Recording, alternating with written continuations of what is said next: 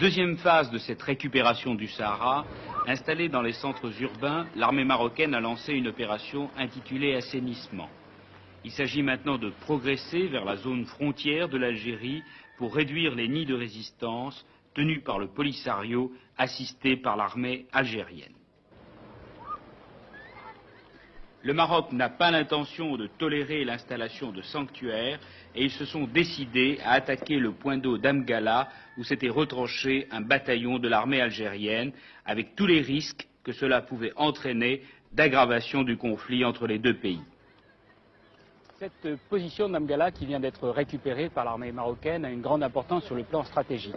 D'abord parce qu'elle est située dans une région de collines et également de plateaux, mais aussi parce qu'elle est située à seulement quelques kilomètres de la frontière mauritanienne. La frontière mauritanienne est le ventre mou du Sahara ex-espagnol et c'est par là surtout que réussissent à s'infiltrer les hommes du Front Polisario et également quelques éléments de l'armée algérienne.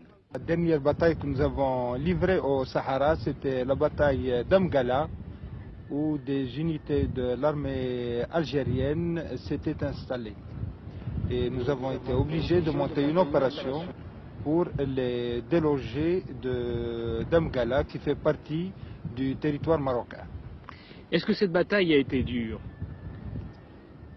Je ne dirais pas qu'elle a été dure, mais elle était assez chaude comme bataille, puisqu'elle a mis en présence, bien entendu, des effectifs qui n'étaient pas très nombreux. Il y avait du côté algérien près de 450 éléments, avec quelques éléments du Polisario, et du côté marocain, il y avait des groupements tactiques. Et les armées algériennes et le Polisario étaient fortement armés?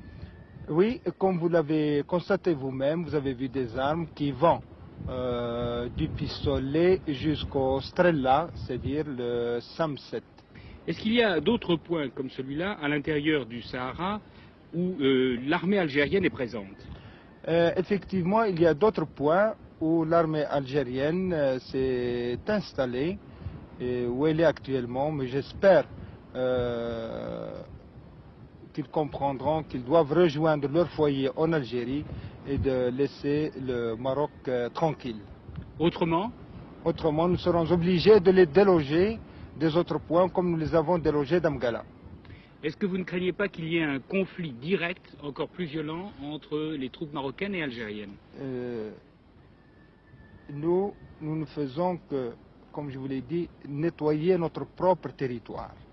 Et si nous trouvons des éléments qui s'introduisent sur notre sol, nous ferons tout pour les détruire.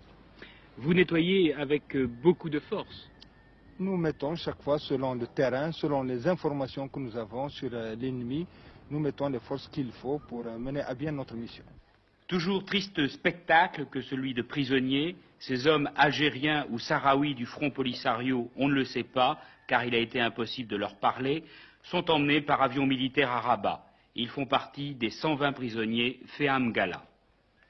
L'armée marocaine va dans les prochaines semaines poursuivre son avance. Elle est décidée à ne rien céder.